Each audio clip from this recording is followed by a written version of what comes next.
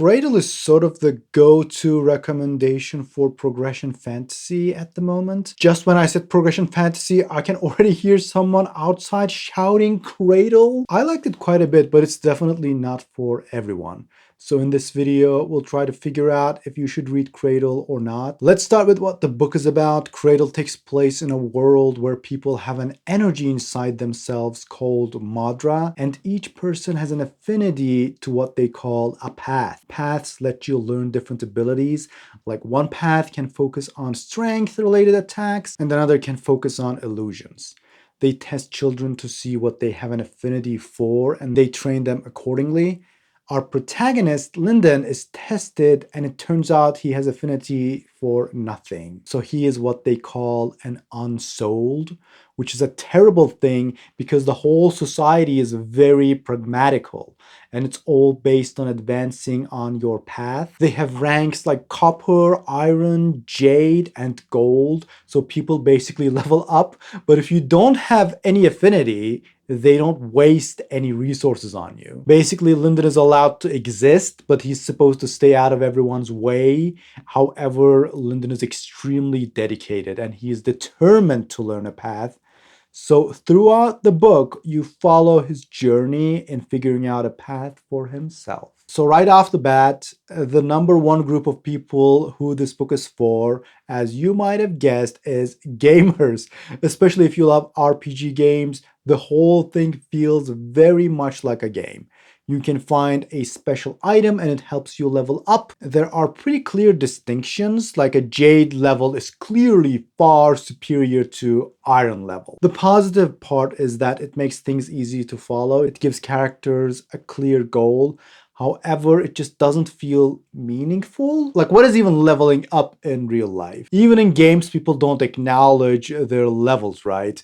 It's just for the player to follow their progress. It's usually not something that exists in the world of the game. One example I can think of is Dragon Ball, where they measure power levels.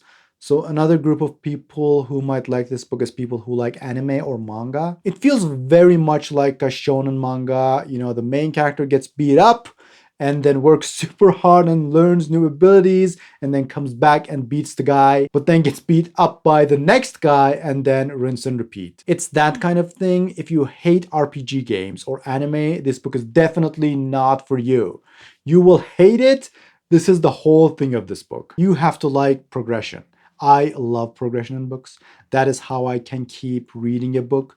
I get bored real fast if a book is about people just living their general lives. This book is the opposite of that. Everything has a progression, so you can latch onto multiple things. However, it might get overwhelming. So if you're not used to keeping track of all sorts of things, this is probably not for you. The world building has a progression. It starts in a small household, then the town, then the surroundings of the town, then outside the town. It keeps feeding you info on those gradually, so the world of the story keeps getting bigger. The magic system again starts small, 4 basic paths type of thing, but goes crazy and keeps advancing. The characters obviously keep getting stronger and better. The plot keeps getting more and more complex, so you need to keep track of all of that, which I like, but you need to like that kind of thing. It really is a lot in a relatively short book for a fantasy series. If you want to like self-help,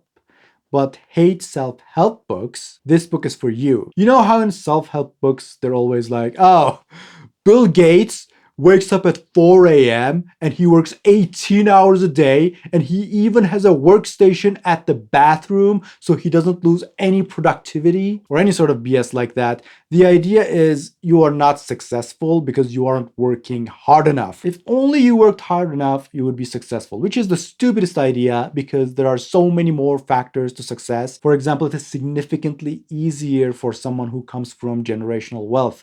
You cannot compare yourself to that person. It depends on where you're born, when you're born, who your family is, who your connections are, and a lot of stuff that depend completely on luck. Not saying that hard work isn't important. The protagonist of this book is extremely hardworking and dedicated. But the idea of this book is you should work really hard to find your own path.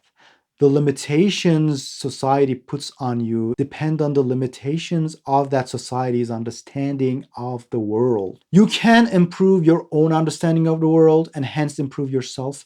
That's the main theme of this book. If that resonates with you, you will like this book. If you're trying to copy Murakami's lifestyle and wake up at 3 a.m. to go for a swim or something, maybe this book can help you focus on finding what works for you instead. So maybe still give it a shot. Now, if you love character relationships and great dialogue and moving scenes, this is not for you. There's, I think, only one major relationship being formed. Lyndon's relationship with his sister is also okay, but I think his sister is still underdeveloped. So don't expect much in that department. I would say if you only care about complex characters, this is not for you. Pretty much the only motivation everyone has is to get more powerful. Granted, this is what this world values, but it's still too simplistic. There's mostly a single viewpoint. There's another very interesting viewpoint, but it would be a spoiler, so I won't talk about it. The world building is very complex. It's not your standard medieval fantasy type of world, but you gotta read it. I don't want to spoil that. It's pretty fascinating. It is incredibly fast paced. There is no slowing down. Once it gets going, it gets going. And at the end, it just opens up into so much more. I cannot imagine where this book will go after this. There are 8 books, but it sort of gives a glimpse of how vast the world is. And now you're like, okay, I need to see all those places. I am guessing that's what happens, but I'll keep reading. I highly recommend it. It's a lot of fun. One of the most fun books I've read in recent memory. The covers are kind of boring. I wish they had better cover design. I wouldn't buy physical copies for this one. I listened to the audiobook and it is okay, not fantastic, but good enough. So that's it for this one, but let me know if you read all the books and if it's still good. I hope it doesn't lose steam. I can see it go either way, but anyway, if you found this video helpful, please leave a like to let me know, and don't forget to subscribe for more book reviews, and I'll see you next time.